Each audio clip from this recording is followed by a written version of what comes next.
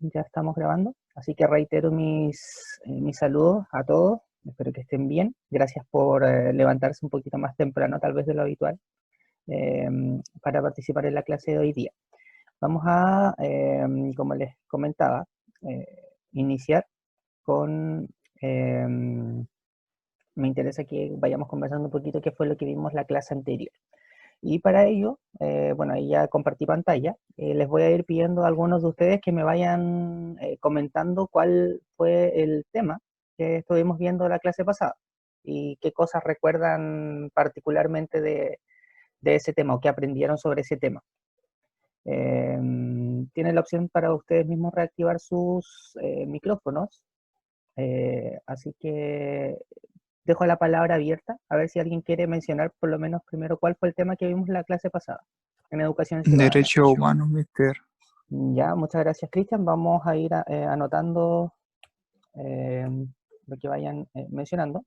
Muy bien, el tema genérico o global, general que tratamos fue sobre los derechos humanos, pero obviamente no solo hablamos sobre, o sea, me interesa saber qué mencionamos sobre este aspecto de derechos humanos, qué más recuerdan.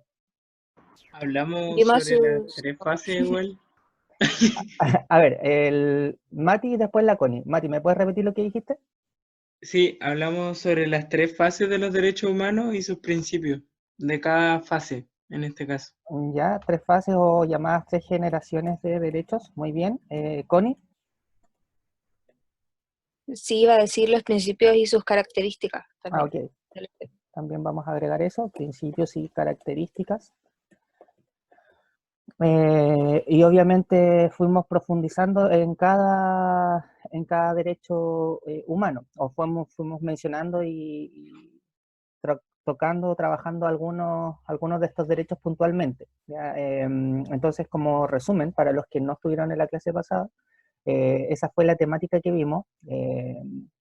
Mencionamos que existían de acuerdo a ciertas clasificaciones, tres generaciones, un tipo de derechos humanos más asociado a derechos civiles, otro tipo de derechos humanos más asociado a aspectos sociales, económicos, y una tercera generación de derechos humanos más bien llamados derechos de los pueblos.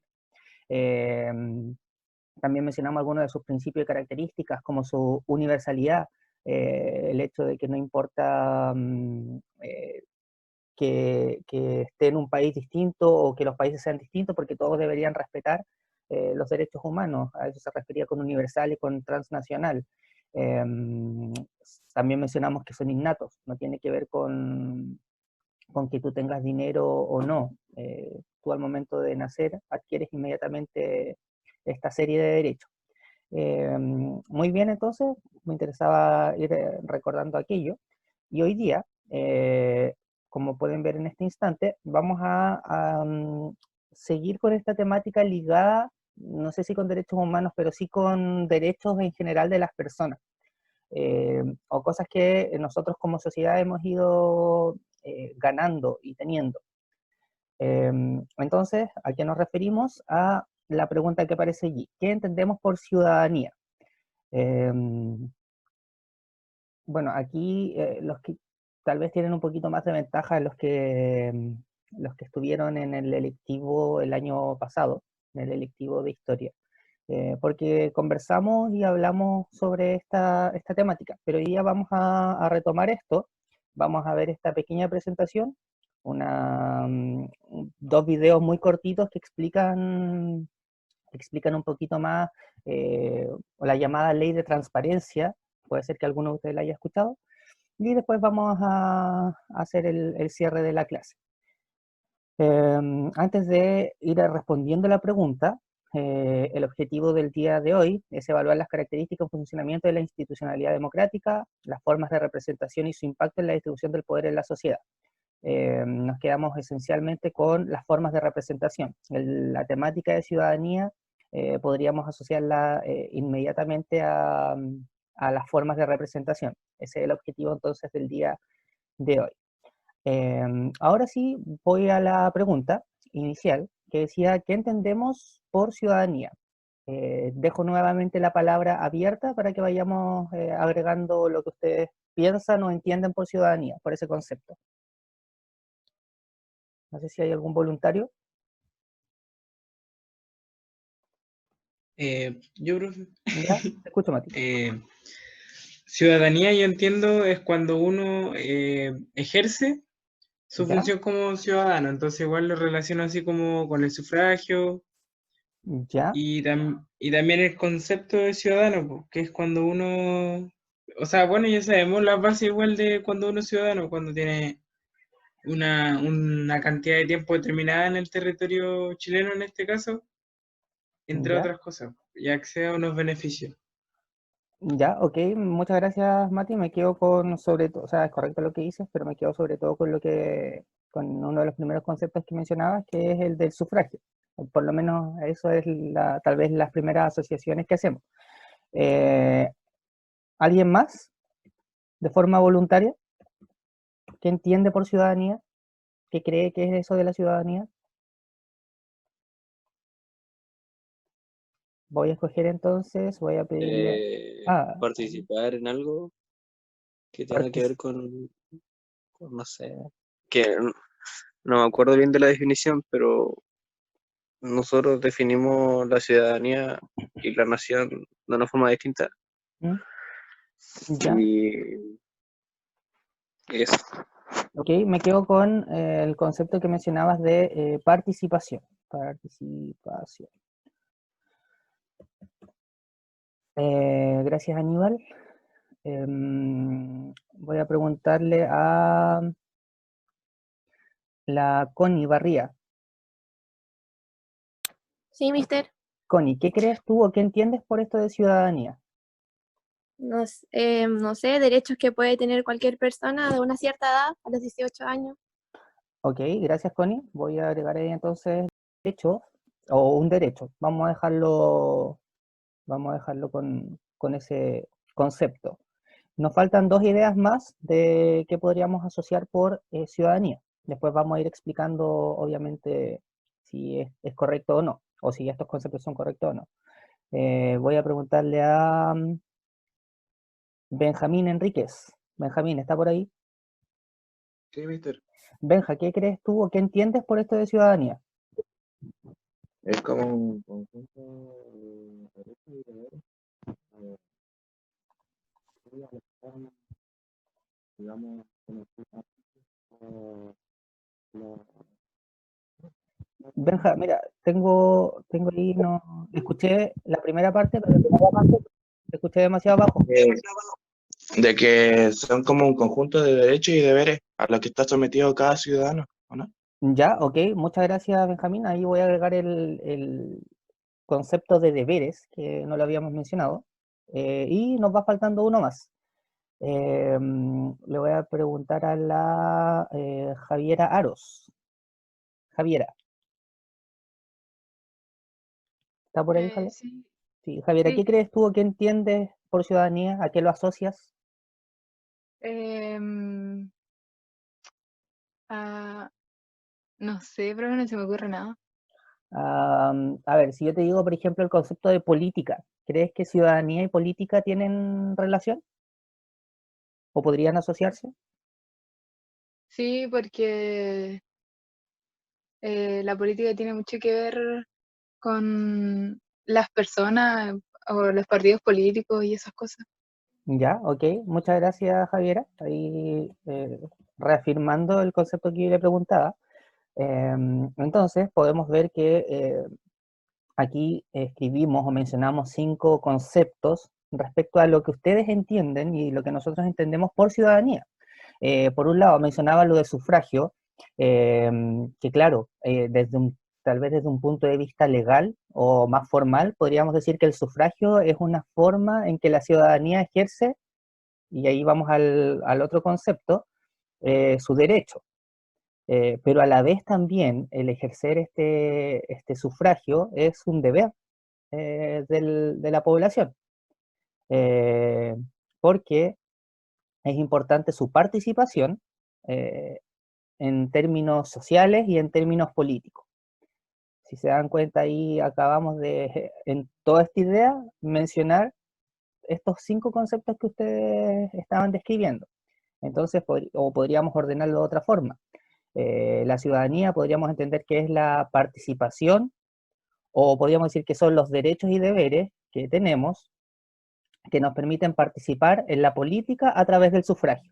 Ahí podemos ordenarlo de distintas formas, pero lo importante es que entiendan que por ciudadanía efectivamente podemos entender esos conceptos que ustedes estaban explicando. Vayan anotándolo en alguna parte para que no se les vaya olvidando. Ahí si volvemos nuevamente a un tema un poquito más histórico, y si hablamos desde dónde viene esto de la ciudadanía, podríamos decir que en términos tal vez más similares a lo que conocemos hoy en día, vamos nuevamente a los griegos y a los romanos.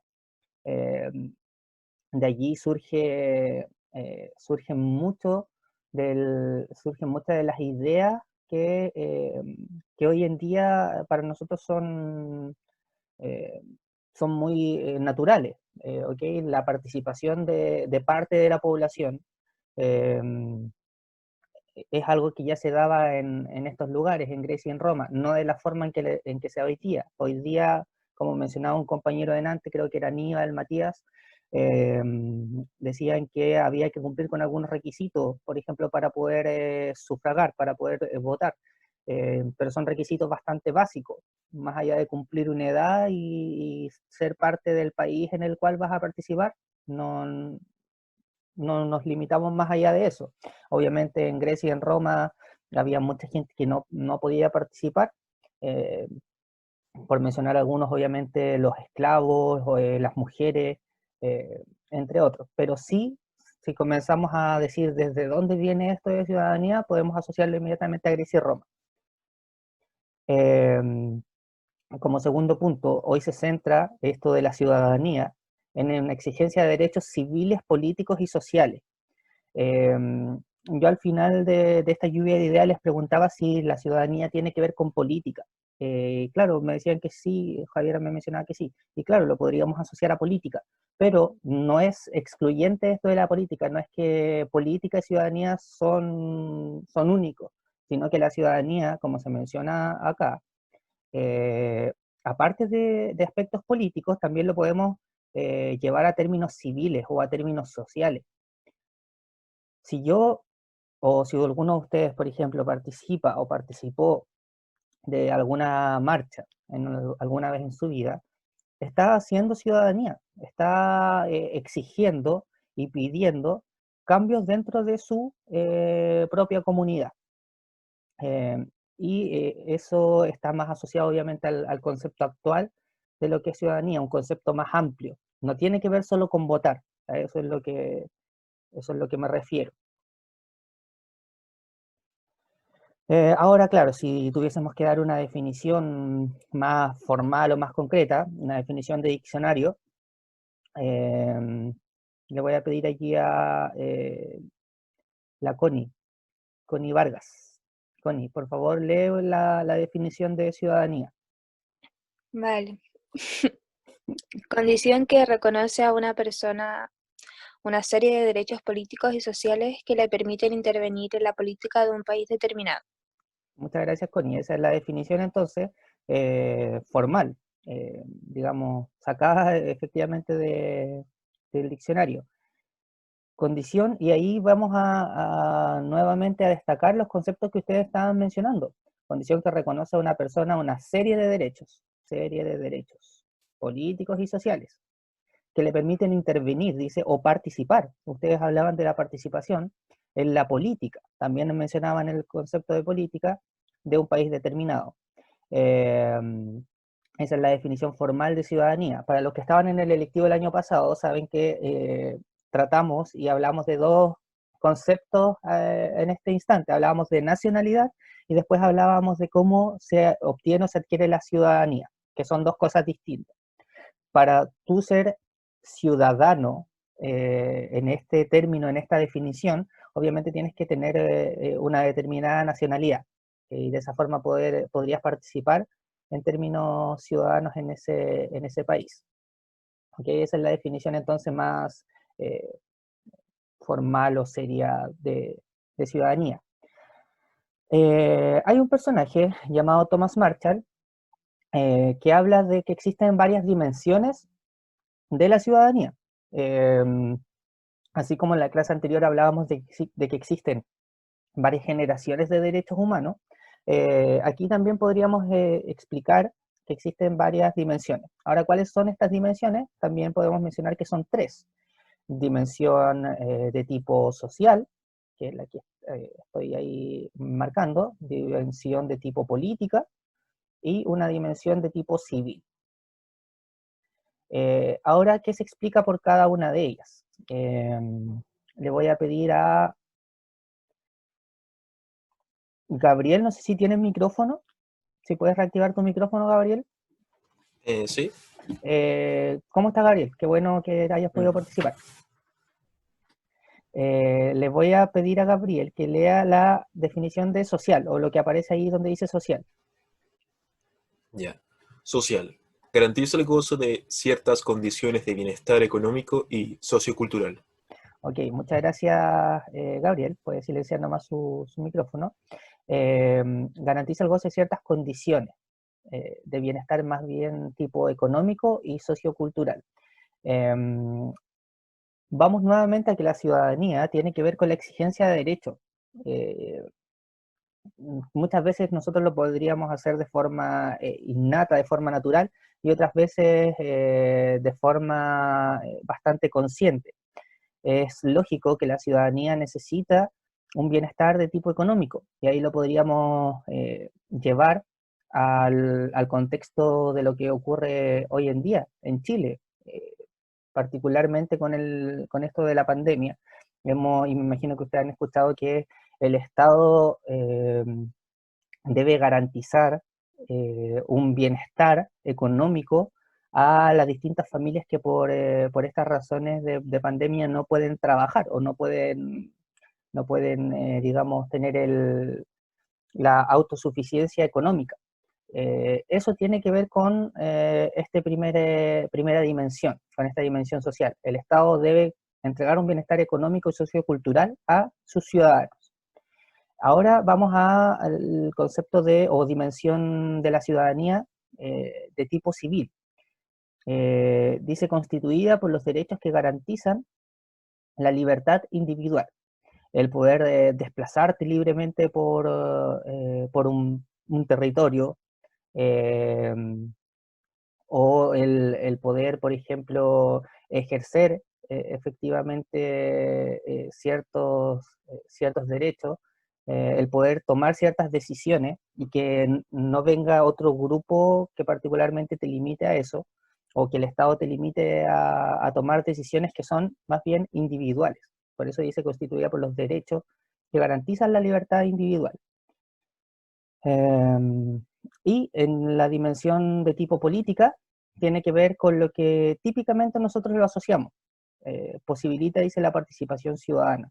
El sufragio es como lo más conocido, pero no es lo único. Por ejemplo, si en Chile se realiza esto del plebiscito, que se estaba hablando hasta antes de esta situación, un plebiscito sería una forma de participación de la ciudadanía en términos políticos, que es la dimensión que estamos explicando ahora. Pero también le hablaba que hay otras formas de participación política. Si lo llevamos a un contexto más local, cuando ustedes como estudiantes escogen una directiva, allí hay participación ciudadana, obviamente a un nivel mucho más local, pero finalmente es lo mismo, es participación ciudadana. Cuando escogen un centro de estudiantes en el colegio, eso también es participación de ustedes como ciudadanos.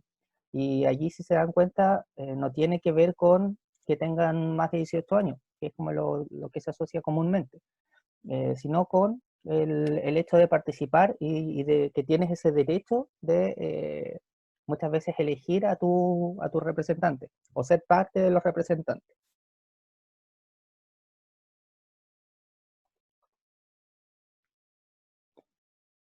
Denme un segundo, voy a borrar esto que estaba marcando acá. Ciudadanía y Estado están sumamente ligados. ¿Y cuál es el rol del Estado en relación a este concepto? Allí dejo abierta la palabra nuevamente para que ustedes me indiquen eso. ¿Cuál creen que es el rol del Estado en relación a la ciudadanía? ¿Qué es lo Que el que- Estado debe garantizar el bien de la ciudadanía. Bien, muchas gracias, Connie. Allí lo que menciona Connie obviamente es correcto. El Estado tiene el deber y la obligación de garantizar el bienestar de la ciudadanía. Ahora, segunda pregunta, ¿dónde queda plasmado esto? ¿Cómo el Estado es capaz de garantizar el bienestar a la ciudadanía? También les hago la pregunta ahí a cualquiera de ustedes. La Constitución. Muy bien, Matías, y vayan anotándolo ahí los demás en alguna parte, porque obviamente no está escrito aquí. Es en la Constitución, como mencionaba su compañero. Ya ustedes están en cuarto medio y más de alguna vez les habré mencionado la importancia de la existencia de una Constitución. La Constitución sabemos que es casi prácticamente sagrada para cualquier país, porque allí se establecen las normas, la serie de derechos y deberes que tenemos todos como ciudadanos. Y es el deber del Estado, obviamente, el garantizar en este documento, en la Constitución, el bienestar de su población.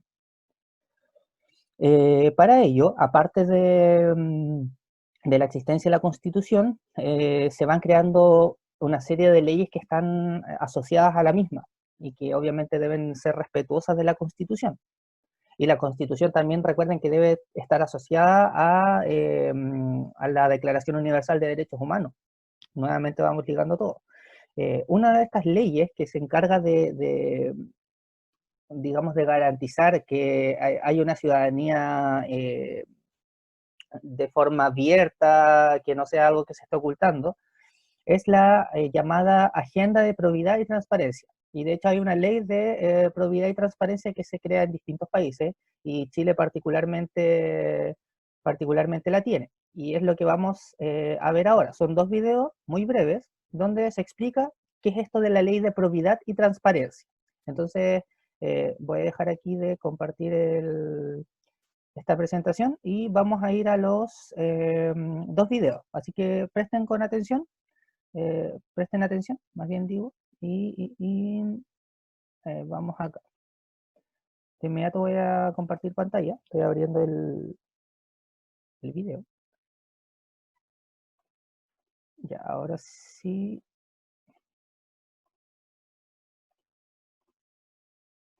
Ya, ahí debió cambiárseles la pantalla y debe estar el video. Es video de 2 minutos, así que escuchen con atención.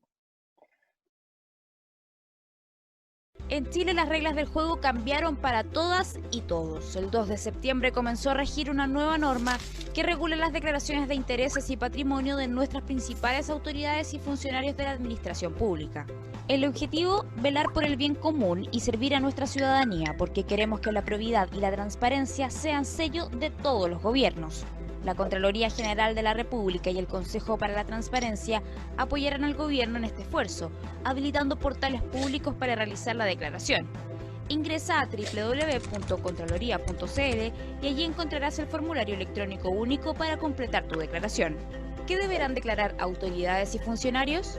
Bienes inmuebles, vehículos, acciones, participación en sociedades, entre otros. Además, aspectos como el nombre de tu cónyuge o conviviente civil y de ciertos parientes para evitar eventuales conflictos de intereses que pudieran influir en tus decisiones. ¿Cuándo debes declarar?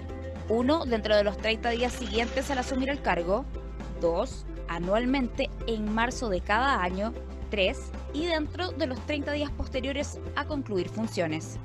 Sanciones por incumplimientos.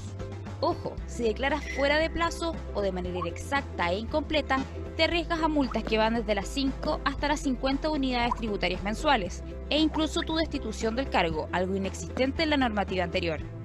Más exigencias a las principales autoridades. Con esta ley, autoridades como la o el presidente de la República, parlamentarios, ministros, alcaldes, entre otros, y que tengan un patrimonio en acciones o valores sobre las 25.000 unidades de fomento, deben delegar su administración a un mandato especial de cartera de valores, figura también conocida como fideicomiso ciego. Además, en caso de que altas autoridades tengan empresas que provean servicios al Estado, que tengan concesiones o que presten servicios sujetos a tarifas reguladas, tendrán que traspasar o vender su participación en ellas. Esto permitirá que los más altos cargos públicos ejerzan sus funciones sin conflictos de intereses. En caso de incumplimiento de estas obligaciones, las multas pueden llegar hasta las 1.000 unidades tributarias mensuales. Infórmate en www.minsexpress.gov.cl. Ahí sí, entonces ahí vieron, ¿no? Y escucharon esto que explicaba un poquito de la ley de probidad y transparencia, o uno de los puntos de esta llamada agenda de transparencia y probidad. Les pregunto a ustedes, de acuerdo a lo mismo que se explicaba, ¿por qué creen que es importante la existencia de esta ley que se explicaba o que se mostraba recién? ¿Por qué es importante?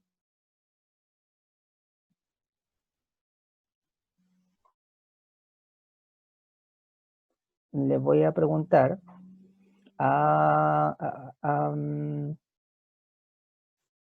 la Javi Burgos, que se integró hace un ratito. Javi, activa tu micrófono, por favor. Listo, listo. Ya, Javi, ¿viste el video recién, cierto? Sí, Ya, entonces repito la pregunta, ¿por qué es importante que exista esto que se explicaba en el video? es que como que entendí, pero no entendí muy bien. A ver, ¿qué me podrías mencionar entonces de lo que viste en el video? ¿O qué era lo que estaba hablando? Decía que había que como dar una declaración de bienes y que si uno no declaraba o declaraba fuera de un plazo que se le daba, podía llegar a una multa. ¿Ya? ¿Y esa multa a quién crees que está dirigida? ¿O esa ley principalmente a quiénes crees que está dirigida? ¿A qué personas? Las personas, por ejemplo, del gobierno. Ya, sí, de hecho se explicaba, si te diste cuenta en el video, en la parte final, a quiénes esencialmente estaba dirigida esto. Se mencionaba obviamente al presidente o presidenta, a los ministros, a los parlamentarios, a los alcaldes. Entonces ya entendiendo todo eso, que esta ley está dirigida a estas personas en principio, ¿por qué es importante o por qué crees que está hecha esa ley? ¿Con qué fin? No sé, ¿viste? ¿No? Ya, Javi, piénsalo un poquito más, después si tal vez se te ocurre algo y puedes reactivar tu micrófono. Voy a Ya. preguntarle lo mismo entonces a Profe, Javiera, te escucho. con el fin de que el gobierno sea un gobierno transparente. Claro, muy bien, Javiera, y no solo el gobierno, sino que todas las autoridades que se mencionaban sean y actúen de forma transparente. De allí el nombre, ley o agenda de probidad y transparencia. Probidad tiene que ver con actuar de una manera ética y de una forma correcta.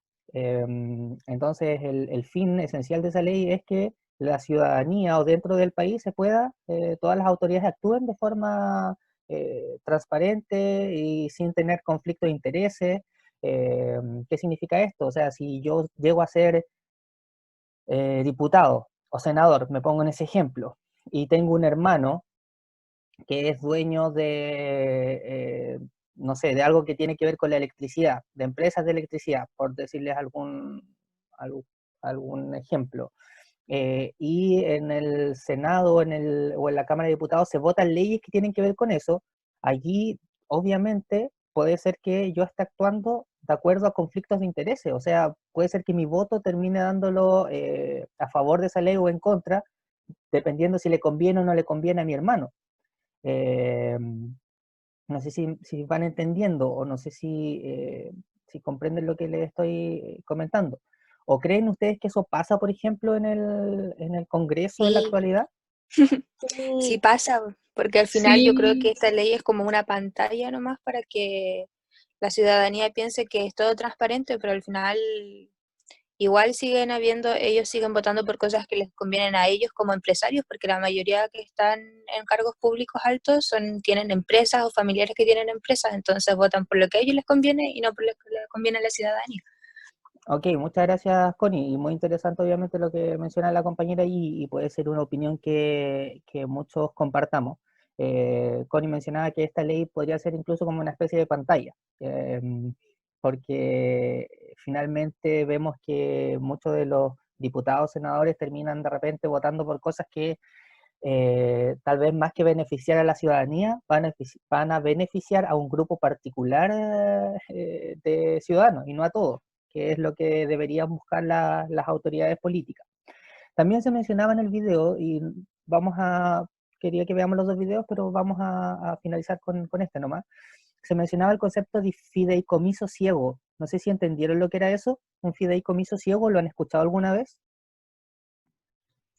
profe, Matías, te por escucho. lo que entendí, puede que en el caso de que tuviera una empresa, por ejemplo, como el caso de nuestro presidente, etc., tenía que pasárselo a otra persona o venderla para ejercer Eh, el cargo. Sí, correcto, correcto, Matías. El fideicomiso ciego, como bien se indicaba y como bien mencionaba el compañero, tiene que ver cuando tú llegas a ser una autoridad política o llegas a tener algún cargo público, tienes un patrimonio que excede la normalidad, digamos, de dinero. Tienes que hacer esto que se llama fideicomiso ciego, que significa que tú entregas a otras personas, a un grupo, entregas tus negocios. Y tú durante el tiempo que estés ejerciendo ese cargo, no puedes tener conocimiento de cómo se está invirtiendo en tus empresas. Por eso de aquí viene este como título, apellido de ciego. Tú no puedes ver cómo se está invirtiendo con tu dinero, pero debes hacerlo obligatoriamente si es que supera, por ejemplo, en este caso, lo están viendo en pantalla, los 655 millones de pesos como patrimonio, ya sea que esté en acciones, en empresas, etcétera. Todo eso debe declararse. Bueno, y también les comentaba que aparte de que la Constitución es donde se especifica los derechos y los deberes de la ciudadanía, también se van creando otras leyes que buscan supuestamente el fortalecimiento de esto. Por ejemplo, la ley 20.900, llamada Fortalecimiento a la Democracia, la ley 20.860, que le entrega autonomía al CERVEL. El CERVEL es el servicio electoral, el principal encargado de la administración y organización de las distintas elecciones que se realizan en el país. La ley 20.880, que es la ley de probidad y transparencia, y allí aparece entre paréntesis eso de los 655 millones de pesos que si alguna autoridad tiene eso como patrimonio o de allí para arriba, debe realizar esto del fideicomiso. Todas estas leyes obviamente en pro entonces de un mejor funcionamiento de la democracia y de nuestra ciudadanía. ¿Alguna duda o pregunta? ¿Nos van quedando un par de minutitos? Sí, Javi, te escucho. Decía en el video que se supone que se debe revisar así como anualmente en marzo, ¿verdad? ¿Mm? ¿Quién, por ejemplo, en el caso del presidente, quién me asegura a mí de que él no excede esos 655 millones? Es que, a ver, lo más probable es que se excede. El tema no es una limitante el que se exceda, sino el punto allí es que si excede esa cantidad de 600 millones de pesos, debe realizar esta otra acción que se llama fideicomiso ciego, que es que él no va a administrar ese dinero o esa empresa. Y eso obviamente lo podemos buscar, hay una página, o ustedes googlean transparencia o ley de transparencia de Chile, y allí les debería dar la página donde ustedes pueden ir buscando como todos los datos de las distintas autoridades y viendo sus declaraciones, porque eso se hace de forma pública. ¿Alguna otra Profe, duda? ¿Sí? pero a la persona a la que la autoridad le entrega la empresa o su patrimonio, ¿tiene que ser externo a él y a su familia o puede pasárselo al hijo y hacerse loco? A ver, allí, bueno, en Chile dicen echa la ley, echa la trampa, pero en teoría debe entregarse a una organización externa, algo o alguien que no tenga que ver directamente contigo.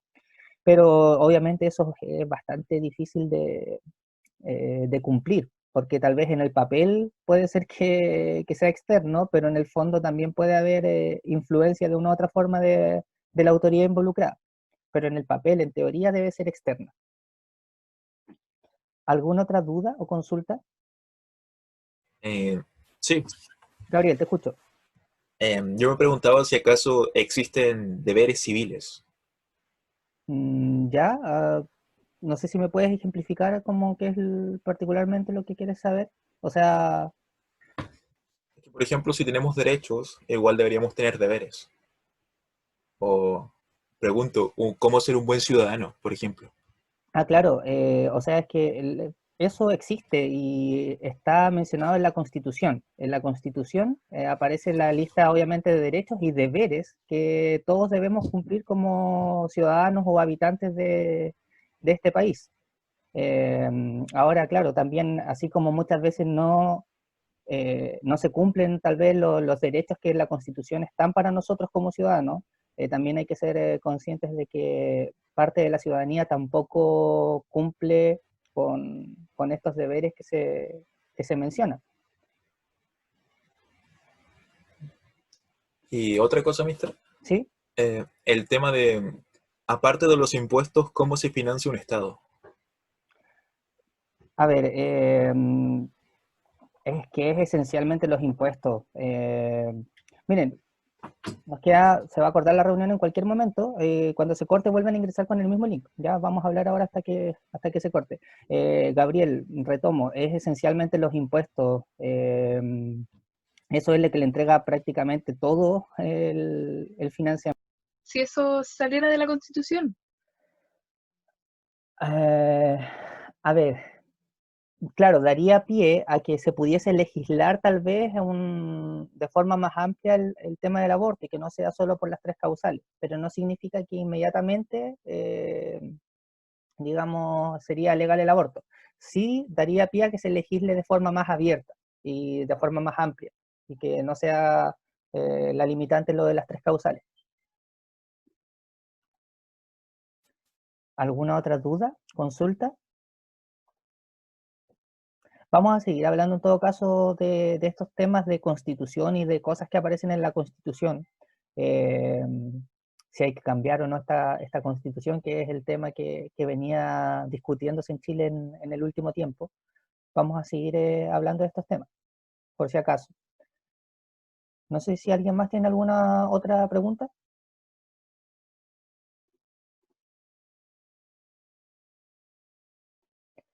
Al parecer no. Ya, entonces vamos a dar por finalizada nomás nuestro encuentro virtual.